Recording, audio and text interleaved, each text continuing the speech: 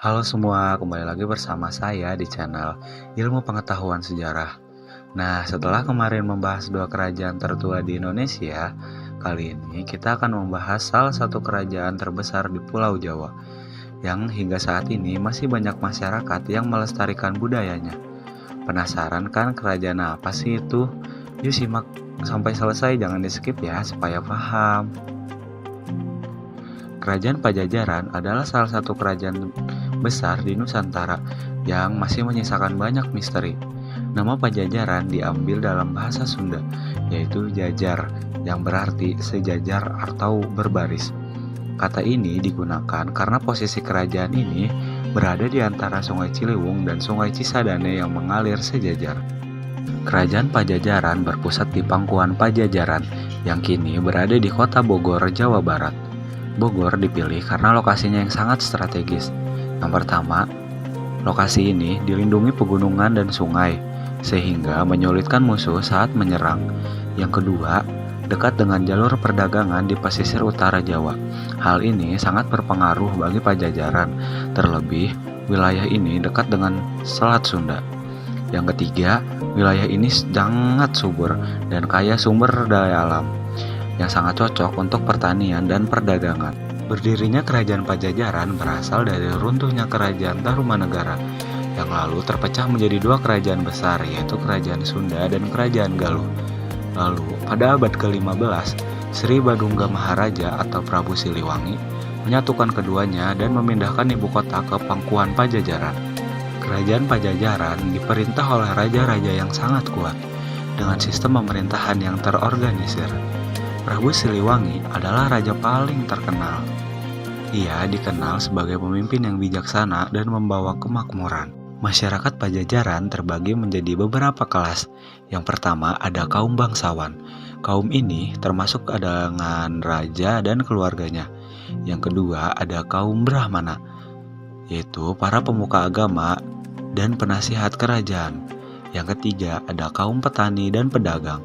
Kaum inilah yang menopang perekonomian kerajaan. Pajajaran sangat menjunjung tinggi pertentangan menikah dengan orang luar karena takut kehilangan identitas budaya mereka. Pajajaran berkembang sangat pesat berkat adanya perdagangan. Pajajaran sangat diuntungkan karena wilayah kekuasaannya dekat dengan Selat Sunda yang sering dilewati oleh para pedagang asing, dan pertanian karena di wilayah kekuasaannya sangat subur. Orang Eropa pertama yang mencatat tentang Pajajaran adalah Tom Pires, seorang penjelajah Portugis. Ia menyebutkan bahwa Pajajaran terkenal dengan lada hitamnya. Mayoritas rakyat Pajajaran memeluk Hindu-Buddha, tetapi ada juga kepercayaan animisme yang masih bertahan. Bahasa yang digunakan di kerajaan Pajajaran adalah bahasa Sunda kuno untuk kesehari-hari dan bahasa Sanskerta dalam konteks keagamaan dan kebudayaan.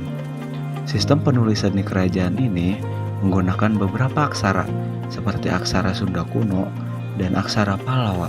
Keruntuhan Pajajaran terjadi pada masa kepemimpinan Prabu Surya Kencana pada tahun 1579 akibat serangan dari Kesultanan Banten yang dipimpin oleh Maulana Yusuf. Hal ini menyebabkan runtuhnya kerajaan Hindu-Buddha di Jawa Barat dan beralih menjadi kerajaan Islam. Nah, yang terakhir kita masuk ke bukti dan peninggalan kerajaan. Meskipun kerajaan Pajajaran ini sudah runtuh, banyak peninggalannya yang masih bisa ditemukan. Yang pertama ada Prasasti Batu Tulis. Prasasti ini terletak di Kelurahan Batu Tulis, Bogor Selatan, dan dibuat pada tahun 1533 oleh Prabu Suryawisesa untuk mengenang ayahnya, Sri Badungga Maharaja atau Prabu Siliwangi. Prasasti ini ditulis dalam aksara dan bahasa Sunda kuno. Prasasti ini mencatat berbagai aspek pemerintah dan kehidupan masyarakat pada masa itu. Yang kedua ada Prasasti Kawali. Prasasti ini ditemukan di kawasan Kebuyutan Kawali, Kabupaten Ciamis. Prasasti ini terdiri dari beberapa batu dengan ukiran aksara Sunda kuno. Prasasti Kawali memberikan informasi tentang pemerintahan dan kehidupan masyarakat kerajaan Pajajaran. Yang ketiga ada Prasasti Sang Hyang Tapak. Prasasti ini terdiri dari 2 prasasti yang dipahatkan pada 4 batu alam. Prasasti ini ditemukan di daerah Sukabumi dan kini disimpan di Museum Nasional. Prasasti ini mencatat berbagai aspek kehidupan dan hukum pada masa kerajaan Pajajaran. Selanjutnya ada prasasti perjanjian Sunda dan Portugis. Prasasti ini berbentuk tugu batu yang ditemukan pada tahun 1918 di Jakarta. Prasasti ini menandai perjanjian antara kerajaan Sunda dan Portugis pada abad ke-16. Yang kelima ada naskah cerita Parahyangan. Naskah Sunda kuno yang menceritakan sejarah tanah Sunda, khususnya mengenai kekuasaan di kerajaan Galuh dan Pangkuan Pajajaran. Naskah ini ditulis pada akhir abad ke-16. Naskah ini menjadi sumber penting dalam memahami kerajaan Pajajaran. Selanjutnya yang keenam ada naskah carita Warungga Guru. Naskah klasik Sunda yang ditulis pada kertas daluang dengan aksara Sunda kuno. Diperkirakan naskah ini ditulis pada akhir abad ke-17 atau awal abad ke-18. Naskah ini menceritakan asal mula berdirinya kerajaan Pajajaran dan kerajaan Majapahit. Selanjutnya yang ketujuh atau yang terakhir ada prasasti Huludaya.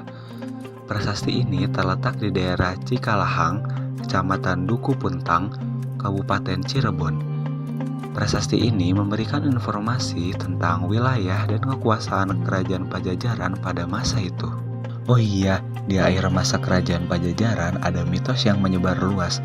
Mitos tersebut menyebutkan bahwa Prabu Siliwangi kabur ke hutan dan berubah menjadi harimau, sang penjaga daerah Sunda.